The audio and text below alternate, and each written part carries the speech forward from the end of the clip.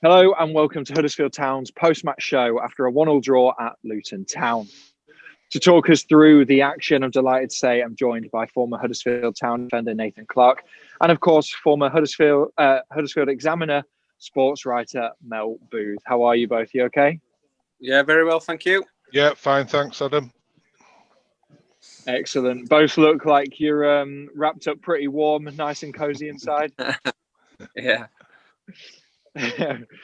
Mel, I'll start with you. A good point, ultimately, at Luton. A really hard-fought one as well. Yeah, I mean, it's a vital point, really, Adam, having, stopped the rot against Stoke with that point, for Town to get something out of it, because there was an awful lot of hard work put in, quite a bit of it misdirected, unfortunately. But, once we did get the sort of bit between his teeth in the second half, we played much better and ultimately deserved a point out of it. I know people, Luton have hit the post a couple of times as well, so you've got to count your good fortune along the way. But we stuck at it. The frustration obviously being the gift goal that we've given away yet again, and if we can cut those daft mistakes out, we're going to move much further away from that bottom zone. The gap stays at 5 points. That's why it's a vital point, really, and deserved in the end. As you say, there was a lot of hard work put in, and the substitutions made a positive impact in the second half.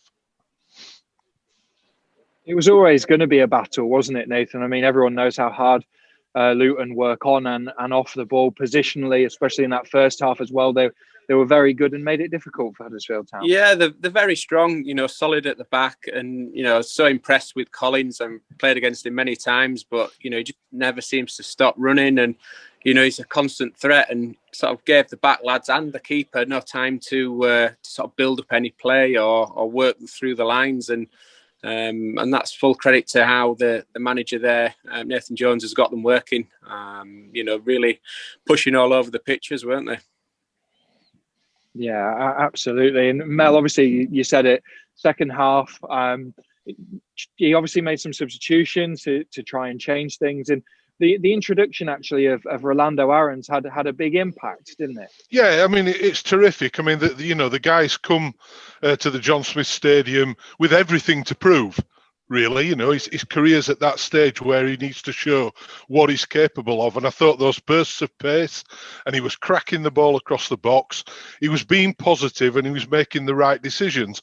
And I think earlier in the game, there were too often where we were in good attacking positions and didn't make the right decision. And so it was good to see someone come on and be so positive. That's exactly what Carlos wanted. That's why he made the change at half time. I thought actually at half time Aarons was the obvious choice to come on. I thought he might have taken one of the central midfield players off, maybe moved Duane inside to get those natural sort of surging runs from Duane up the middle, and create a different sort of scenario that way. But he went for the straight swap with Mbenza, and I think you've got to say that the way Aarons played in the second half, it was a very good and positive move. And there were chances there in the second half, and sometimes you're left tearing your hair out because you think, oh, we could have made more of that, But I was so delighted in the end for the goal to go in, because the team were working hard, and it would have been a real kick in the teeth to have not got anything out of the game. Yeah, we spoke to Richard Keogh after the game, and he said that there were a few tweaks at halftime. Obviously, a change in personnel is always something that's highlighted a little bit more. But Nathan, in terms of the way we played and kept the ball and tried to create chances, what did you notice that was a little bit different from Huddersfield Town that helped us dominate that second period? Yeah, I think the commentary had it down, really. They had it down well in the fact that we started to go a little bit longer and just tried to stretch them a little bit more. It was all sort of into feet and quite close, really, and couldn't really make it out on the screen. But the commentary saying that they were holding a really high line, and sometimes you have just got to stretch them early on and just everything seemed to be compact in that midfield area, and it was always a duel. It was never free, and you were always going to be put under pressure. So I think the tweaks maybe at half time, and certainly the personnel changes has worked really well. I suppose. Oh, sorry, Mel.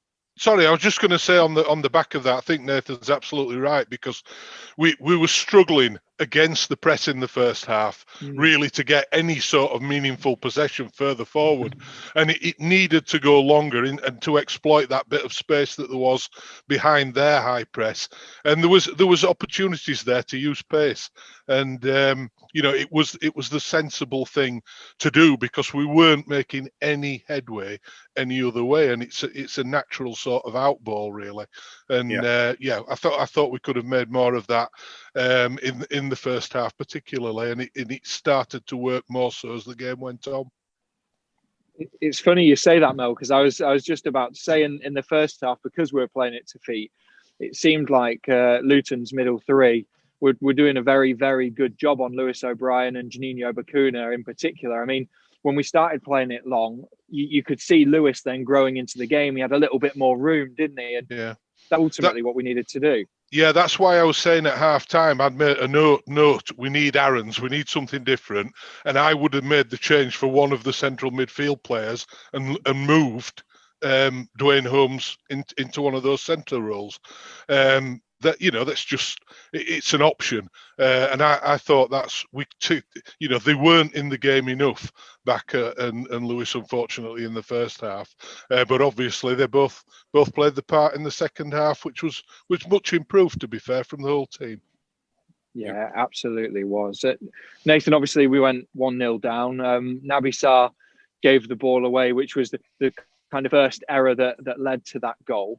When you are playing out from the back, there are going to be mistakes, but in that situation, when you've been playing short passes and trying to and getting success, to be fair, going down the left hand side with Harry Toffolo, it was like game management and game decisions, wasn't it? Firstly, that led to that goal. Yeah, definitely. I think we're just speaking about that. When you're constantly going into feet, I think the Luton players then latch onto that. They know the game plan, and unfortunately for Sarr at the time, he's trying to play a really difficult ball into I'm not too sure, into the midfield area when it was quite crowded, and it just needed to maybe go a little bit longer. Sometimes it's not a bad ball going, dropping one into the striker or over the top for runners, and we saw that later on in the second half, and certainly to what bits in the first half, really. Certainly down the left-hand side, we worked really well and got in some really good positions. I think Lee Bromby mentioned on the commentary sort of 7 or 8 crosses down the left-hand side, and just unfortunate, not to get that finishing touch. I suppose the second phase of that goal, Mel, was obviously Naby was then attracted to the ball to try and make up for his error, which led to the space in behind. Yeah, exactly. I mean, Nathan Clarke at his pomp wouldn't have made that decision. He'd have made sure they didn't get anywhere near the goal. But yeah, unfortunately, he went chasing the mistake, and it just compounded it, and it left Cornick with all that room in behind, and he put a good ball across, and it was a very easy finish. But it was such a frustrating mistake, because you just feel like you're gifting the opposition a leg up when we just started to work into the game, having had a bit of a wake up call early on, and you just don't want to give them that sort of advantage. And as I say, it had the impact of us not being able to get out of our own half at times in the first half and get any sort of meaningful territory. Unfortunately, with the introduction of Aarons, and the continued, I thought Duane Holmes played really well. I thought he made some really good positive surges forward and carried the ball well and used it sensibly as well. And I thought Duane played really well pretty much the whole game. And that positive extra sort of dimension in the second half eventually enabled us to earn a good point. As a centre half, Nathan, when you've given the ball away, like Naby did, obviously he was attracted to the ball. Is it a kind of heart versus head dilemma there? Because your heart's telling you to win it back straight away, whereas your head's probably telling you to block off the space, get back into position. Yeah, I think like Mel said there, you're desperate to rectify the problem. You've given the ball away and instantly you're desperate to go and win it back, because that's what's been instilled in you, and I'm sure it's instilled in the players at Huddersfield from the manager to go and, you know, press and win the ball back. But like you say, sometimes I think you've just got to try and hold your ground, and you know, hopefully positionally wise, you come out on top. Yeah, absolutely. And like we said, the second half was much improved. Mel, I wanted to touch upon Alex Pritchard. Obviously, he was brought on midway through the second period, and for me, he made a massive impact, not only on the ball and some of the passages of play he was involved in, but also by helping to bring the likes of Duane Holmes and in particular Lewis O'Brien into the game a little bit more. Yeah, I mean, you know, his pedigree has got good class in it, and he knows what to do. The problem's been for him, as we all know, is the injuries, and he's not been able to get a settled run in the team, and he's just been playing bit parts. But when he did come on today, I think you're quite right. He did get on the ball, he used it pretty well, and there were occasions where he also, in defence, did his work very well. And, you know, that sort of, we've mentioned all the subs, I think, have made a decent impact today. Yeah. And, you know, that'll be encouraging for Alex. He'll want to play his part during the rest of this season. And to be fair, you know, with the amount of injuries we have, we need him to be there to play a part when needed. And so that, you know, he'll be encouraged by it. I'm sure Duane Holmes will be encouraged by this afternoon. I mean, I know he came off near the end, but I think before this, the half hour he had against Stoke is the only football he's had since the middle of December. So that's got to be a really encouraging step forward for Duane, especially with a free week to come before we get back into the regular midweek sort of action as well. There's a spare week now to build up to the Wycombe game. So I think there are positive points to pull out of that. And yeah, and I mean, Alex was sacrificed at the end to get Vallejo on for the extra height right in the last few minutes to try and keep Luton out. And thankfully, with a bit of help from the woodwork, we managed to do so. Yeah, absolutely. And Nathan, obviously, Naby Sarr made amends for his error in the first half to grab the equaliser. Yeah, well, it was Pritchard, wasn't it, that sort of bought the foul in the first place. Yeah. Like you say there, Mel was right. You know, the subs certainly changed the game, and it just gives you that little bit extra, something special, and can turn a little bit of magic. And, you know, thankfully, he sort of bought the foul, you know, and fantastic delivery, and, you know, got the goal, and he'll be delighted that he's made amends, definitely. Yeah, really good delivery, wasn't it, Mel, from Juninho Bakuna? He put it right in a good area. Yeah, I mean, he has got a set piece in him as Juninho. I mean, Isaac Mbenza wasn't on the pitch, so, you know, he couldn't take it. But from that side, he might well have done. But it was a good low delivery, and I think you've got to give a lot of credit to Harry Toffolo as well, because he was in there causing problems for them, as he quite often is. I mean, he's a great attacking threat, is Harry Toffolo, even in open play. And to be in there to sort of step over it, as it were, but to challenge the first defender, force the mistake, the ball runs through, and the keeper, slightly unsighted, can only get a paw on it. And Naby Sarr's there to stick it in the net, which he seems quite adept at doing, to be quite honest. So it was good. He'll be relieved that he was able to make up for the first half mistake and to claim another goal. And you know, we've got to hope that there are more goals in there from set pieces. You know, everyone knows that from open play we don't score as much as we should do. It's a simple fact. So you've got to make the absolute most that you can of your set pieces. And it was good that one paid off this afternoon.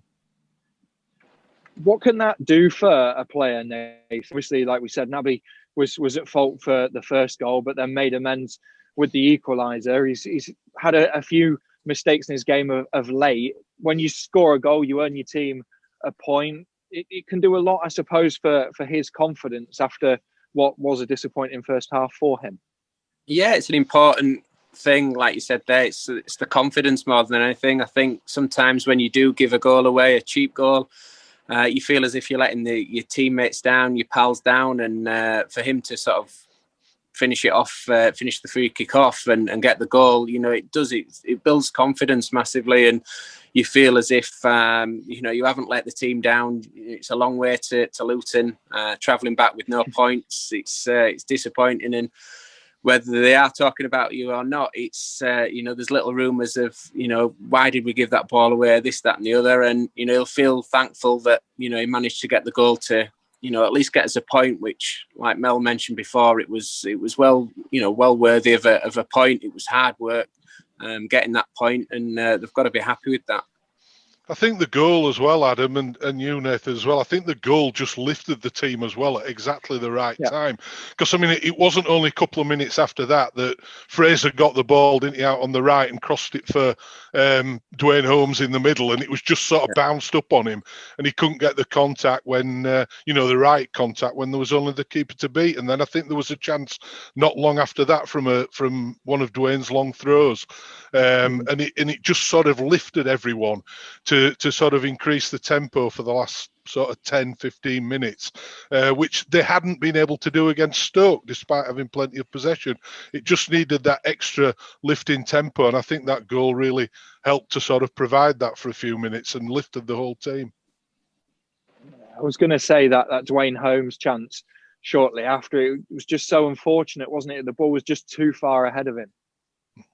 Yeah, definitely. It sort of looked like, pitch-wise, didn't look fantastic, and obviously the weather late on obviously came into that as well. And I think they mentioned on commentary, you know, it needed to be sort of on the floor, and it probably might have even been able to take a touch and you know, steady himself and finish that. But, you know, he tried his best to get on the end of it. It was a good break, good pressure really from the midfield initially, and you know, sprung the trap and, you know, had a really good chance there.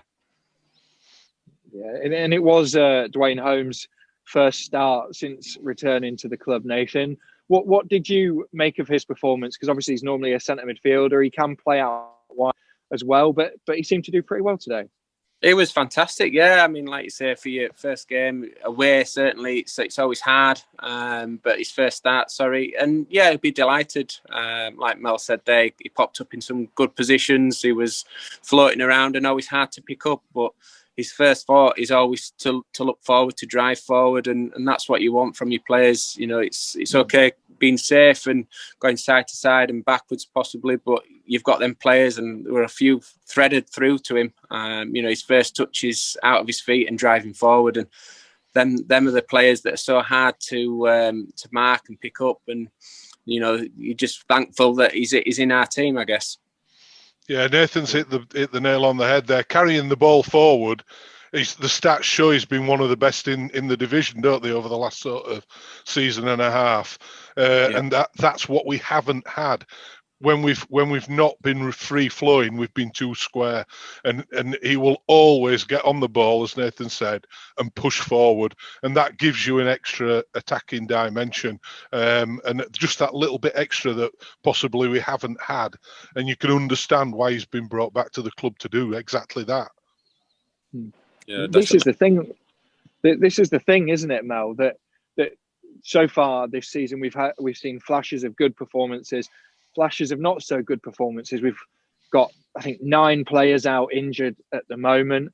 The likes of Rolando Aarons, Duane Holmes, that haven't had a lot of football of late and are getting to kind of grips with playing week in, week out again. It is a transition. It is kind of a project, isn't it, there that we are working with at the minute? Yeah, I mean, you know, the injuries are unfortunate, and you know, there have been a whole crop of them, which have really taken the sting out of what might have been a push in the second half of the season. But you know, it means that other players are getting the opportunity. These players have clearly been brought in for the longer term under Carlos Corberán. So you know, it is encouraging to see them coming in and making an impact straight away. And you know, you need to see, there'll be another opportunity now, obviously with Toff's red card, for someone else to stop in and to show what they can do. That's really unfortunate. For me, he's probably been our player of the season, and you know, 120 odd consecutive games, and now he's going to miss out. So you know, it's an opportunity. There's always an opportunity for someone else to come in, and you just hope that those players on the sidelines are really hungry to take the opportunity. And I think, as I mentioned earlier, you know, Duane Holmes has come back with a a big point to prove, to show that he's a better player, a much better player, as we all believe he is, than the one who left Huddersfield Town a few years ago. Likewise, Aaron's, he's been on the fringe of things, and he's got the opportunity now at Championship level to show his quality and to make an impact on a team in an attacking sense that needs an impact in an attacking sense. So, yeah, it's a big opportunity for these guys in the remaining games this season to really show what they're about and to become make a bigger part of the longer term picture. Yeah, and like you said, Mel, obviously Harry Toffolo received a red card just in the final few minutes. Nathan, I'm interested to get your thoughts on that. He looked to be stretching. There wasn't a lot of malice in it. No, I think that's the one. Once you've taken that touch and the ball's moving forward, like I said before, the pitch didn't look fantastic. Did he slip into it, or has he really gone into to hurt him? I doubt very much he's gone in to hurt him, and he's just trying to rectify his touch, I guess. And I think they mentioned in commentary that it'd be certainly worth a look at and a review to see whether it was needed a challenge for that red card, and hopefully that gets overturned and he's back at it, because like Mel said there, every game I've watched is certainly the driving force for the team. He's up and down the left wing, but he's certainly a really good defender in the same sense as well. You could see how distraught he was when that card came out, Mel. I mean, what were your thoughts on the tackle? Very similar to Nathan. It just sort of bobbled away from him and he was stretching to try and make the contact. I don't think there was anything malicious in it whatsoever. And I thought it was pretty harsh, really. It's just one of those that slightly got away from him, and he's paid the penalty. There were one or two odd things from the referee throughout, but I think overall the result was probably about right. I think there was a handball that we could have had in the second half as well that everyone was quite aggrieved about, and you've seen them given. But we will miss Toffs.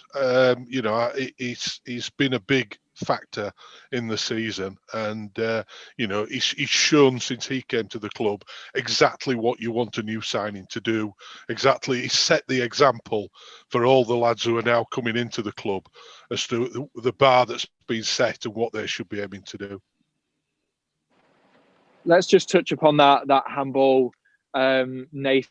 What were your thoughts on it? I mean, it seemed to strike his arm. I don't know how much, to be fair, the midfielder knew about it, but it's one of those, isn't it? Some referees give it, some referees don't. Exactly. Yeah, I think it's one of them. If it's given against you, you always think it's harsh, don't you? But yeah, certainly as a defender, it's always hard to sort of, when the ball's coming in that quickly, to sort of shift your body or shift your arm out of the way. And like you say, probably a heart was in his mouth at the time when it did hit him. And thankfully for him, he's the referee's either not seen it or not thought it was worthy of a penalty. So yeah, it's one of them that sometimes as a defender, it's hit or miss, really. Sometimes they get given and sometimes they don't.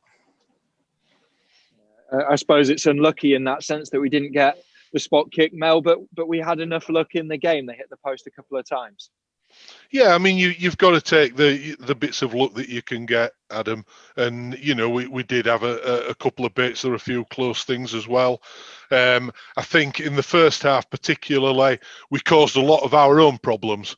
With poor distribution, from Ryan and from the defenders at times, and I think that we didn't move it quickly enough. We made too many silly passing errors, really, and that didn't enable us to get any sort of rhythm or territorial advantage. And in the second half, that changed, and we've mentioned already the impact of the subs, but it was much better in the second half. We were much more controlled on the ball, and we did create chances. There was I remember one from Duane Holmes put in. I think it was Bakker into the box, and he went for the near post when there were people queuing up to have a strike at goal. And you just want those decisions to be better, basically. And once we get that right and cut out the daft mistakes which are costing us, then we've got to do that at one end, and we've got to make more of our possession at the other end. Yeah, I mean, Nathan, we've spoke on this show and on numerous shows this season about cutting mistakes out at the back. Do you think if it's just a case of doing that, because there's been elements of performances that have been good. We've been creating some chances, dominating most games, but like Mel said, we have been gifting opposition's goals.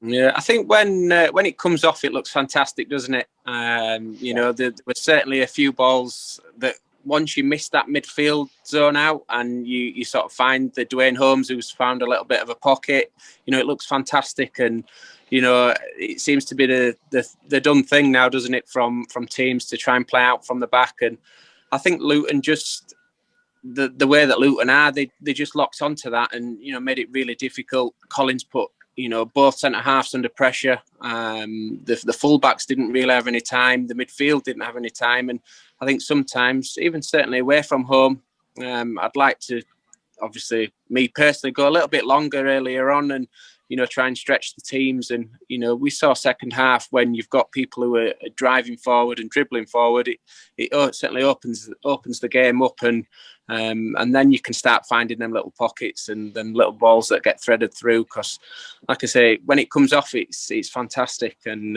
you just need everybody doing the same thing and knowing and understanding, what the game plan is, I guess. I think Nathan's right, Adam. I think if you use that longer ball earlier, it puts a second thought into the opposition's mind. They're not quite certain of exactly what you're going to do. Instead of knowing that you're going to play out from your own 6-yard box, they're not sure. And they've got to keep an eye on what's happening further up the field. And if you knock that long ball a couple of times, particularly when you've got pacey wingmen, you knock that ball up there and give them a problem. And instead of having, one option, it's an extra option, and it puts second thoughts in the opposition mind. And at times, I don't think we do that often enough. Yeah, on a positive note, it's 2 points in 2 games as we still search for our first win of 2021. Mel, obviously we've got a full week ahead of Wycombe on Saturday. It could be a really good week again, just to kind of fine tune things and try and replicate game situations, so that game decisions and the game management is a little bit better. Yeah, there have been good things in the if you look from the second half against Bristol City, which was, I mean, how we got nothing out of that is unbelievable. There have been good bits in all the games. There are positive things there to work on, and they can in an attacking sense, if we can just get a foothold in games rather than giving the foothold to the opposition, I think we'll be far better off, and we'll see the confidence grow. We'll see more goals come, and then we'll see our league position improve. Yeah, absolutely. Another point on the board, Mel, Nathan, thank you very much for joining us, and Town fans, thank you for watching.